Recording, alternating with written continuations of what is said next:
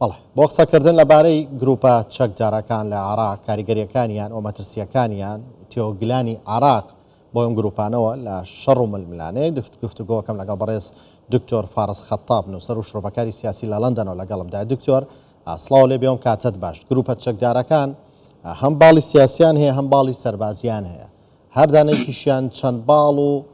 چەند گروپێکی چەکداری لێ بۆتەوە. خێرە ئەمە چییە؟ هەر ڕۆژە و هەر ساڵە و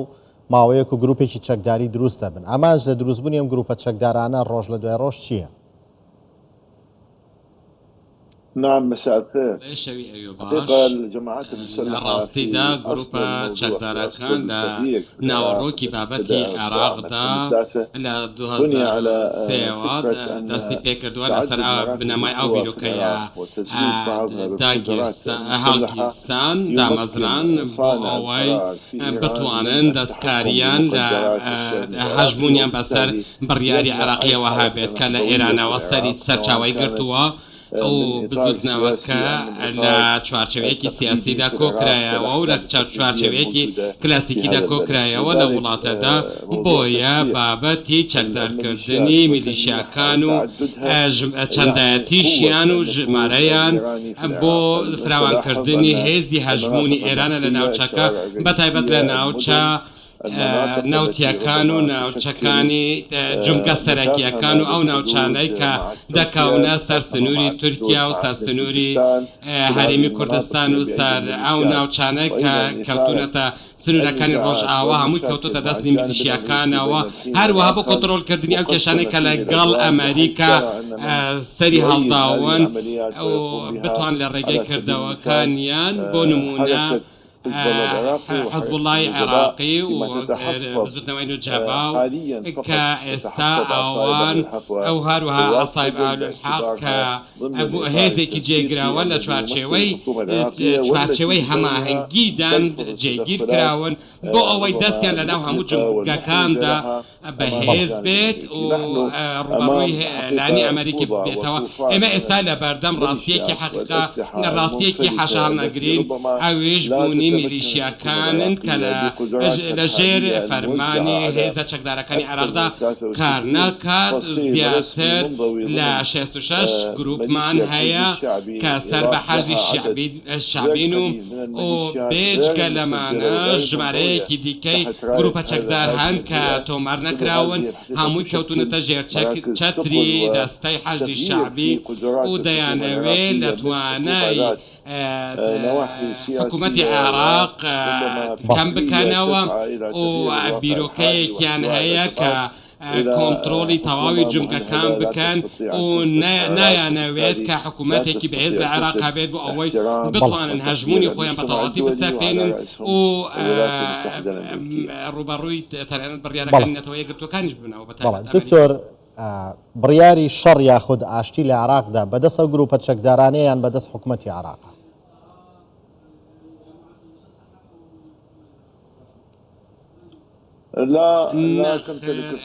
حکوومەتی عێراقی لەو لایەنەدا ناتوانێت هیچ ئەوەی هیچ بڕیارێک بێت، چونکە بڕیارەکە لە دەستی میلیشیاکانە ئەوانەی کە تایبەت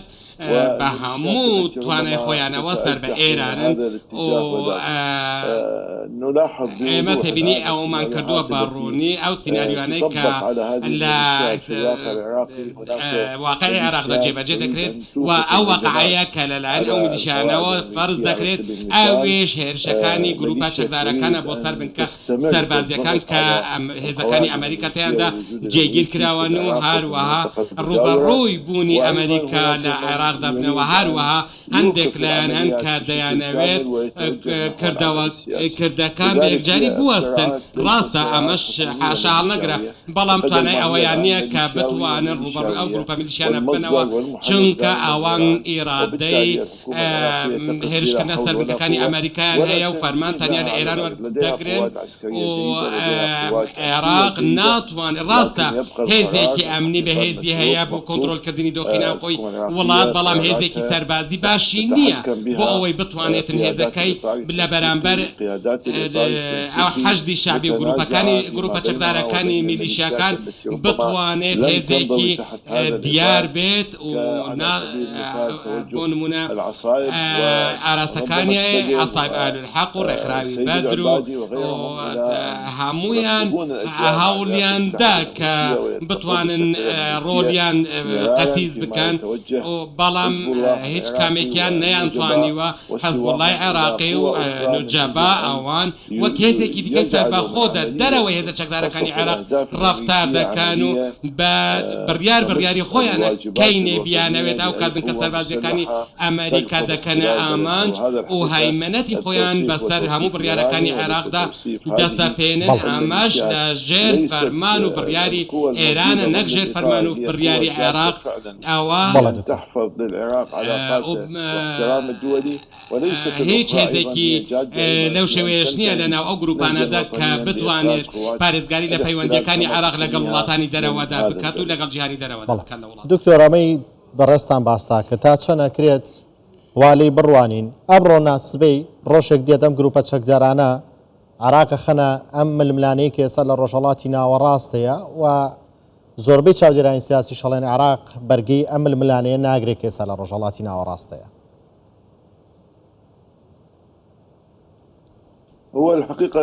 لە ڕاستیدا پێویستە ئێمە تێبینی پرسێکی زۆر گرنگ بکەین ئەویش ئەوەیە کە دەبێت چاودێری دۆخەکە بکەین بۆ ئەوەی بەتەواوەتی نەکەوێتە دەستی عێراق دەیەوێت ئێران دەیەوێت لە عێراق سەقامگیری نەبێت بۆ ئەوەی هەیمەنەتی خۆیان بەسەردا بسەپێنن و دەیانەوێت خاکی عێراق بۆ هێرشکردنە سەر بەرژەوەندەکانی ئەمریکا بەکار بهێنن بۆ ئەوەی هەژمونی خۆیان فراوانتر بکەن لە ناوچەکە و ئەوەی کە دەیەوێت ئەو دۆخە لە عێراق بەردەوام بێت تەنها نەت ئەوە ئێرانە ئێستا قەیرانێکی گەورە هەیە لە نێوان میلیشیاکان و کاتێک سەرکردەی فەرماندەی فەیلەقی قودسی ئێران فەرمان دەکات ئەوە بەڵام لە عێراق بڕیارێکی دیکە دەردەکرێت ئێستا ئەوان کەوتونەتە نێوان ناڵ و بزمار کە داڵێن لە نێوان دوو بڕیاری دژیەکدا هەرچەندە حکوومەتی عێراق بیاوێت و گەلی عێراقی بیاوێت ئەو بە هەموو پێکاتەکانی لە هەرێمی کوردستانەوە تا بەسڕا ئەو گروپانە بەلایخۆیان دەڕابکێشن ئێران پێچەوانەکەی دەکات پێویستە لە هەرێمی کوردستانەوە تا بەسڕا هەموویان هەوڵ بۆ سەقامگیرکردنی عێراقێک بدەن بۆ ئەوەی لە داهاتوودا یاخۆت لە کاتێکی نزیکدا بتوانین بڵێن نەک عێراق پەلکێشی ناو هیچ قەیرانێکی دیکەی گەورەتر ناکرێت پێویستە بەڕێز محەممەد شیاع سوودانی و هەرچەندە من لەو باوەڕدان کە هەوڵیشی زۆریشی بۆ دەدات پێویستە چاودێریەکی زۆر و عێراق بکات و دەبێت زۆر بە وریاییەوە مامەڵە لەگەڵ دۆخی ئێستادا بکات و بتوانێت سۆزی گەلی عێراق بۆ خۆی ڕابکێشێت بۆ ئەوەی پشتیوانی لێ بکەن لەو ململانەیەدا بەڵام لە هەمان کاتدا نابێت ئەوەش لەبیر بکەین کە گروپە چەکدارەکانی پێچەوانەی سوودانی ڕفتار دەکەن. دکتۆر زۆرینەی شرۆڤەکاران و چاودێرانی سیاسی بڕوایان وایە بەرژەوەندی ئەم گروپە چەکدارانە چ لە عێراق چ لە سووریا چ لە لوبنان لە لیبیا بەرژەوەندیان لە شەڕ و نانەوەی ئاژاوەدا ئەمانە چ بەرژەوەندێکیان لەم شەڕ و ئاژاوەیە هەیە؟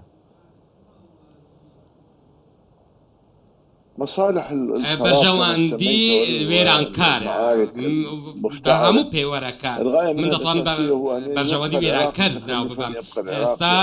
ئەوانە دەیانەوێت عێراق هەر بە دوایە کەوتووی ببێنێتەوە و گەشە سەندن بەخۆیەوە نەبێنێت و لە شارستانیەتەکەی بسڕێتەوە و هەروەها چەندین هەنگاوی دیکە کە هەوڵ دەدەن عێراق بەو شێوەیە بمێنێتەوە بەڵکو دوا کەوتوتریش هەندێک وڵات هەن کە لە نێوان ئێمە چەندی شارستانیەتی کۆن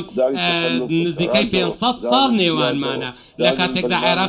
عێراق خاوەن گەورەترین شارستانیەتە دەبوایە ئێستا لە ڕووی گەشەسەندنەوە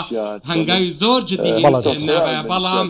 لە بەردەوامی هەژمونی فراوانبوونی هەژمونی ئەو گروپە میلیشیانەوە عێراق لە پاشگەزبوون پاشکەوتکردن بەردەوامە و ئەو وڵاتە نەیتوانێت تا ئێستا هەنگاوێک بە پێچەوانەی ئەو دواکەوتنە بنێت کە هەموو ڕۆڵەکانی عێراق هاوکاری بکەن بۆ ئەوەی پارێزگاری لەو شارستانیەتە بکەن. ئێمە ئەمڕۆ لەبەر دیمەنێکی زۆر بەترسیدارین، ئاویش هەندێکیان دەیانەوێت عێراق وەکو خۆی بمێنێتەوە بە دواکەوتووی و دەیانەوێت عێراق وەکو مەیدانێکی یەکلاکردنەوەی ململانەکان بمێنێتەوە هەر لە ناو چ لە ناو خۆی یاخود لە دەرەوەی عێراق کاتێک هێرش دەکرێتە سەر ئەو بنکە سەربازیانەی ئەمریکا و حساب لە بوو بڕیارەکانی حکوومەتی عێراق ناکرێت ئەوانەی کە دەیانەوێت کۆس بخەنە نێوان پەیوەندیەکانی نێوان هەرێمی کوردستان و عێراق هەموو ئەوانە دەیانەوێت عێراق بە ناسەقامگیری بمێنێتەوە. بەڕێز دکتۆر فارس خەتاب نووسەر و شرۆڤەکاری سیاسی لە لەندەنەوە لەگەڵماندا بووی، زۆر سپاس.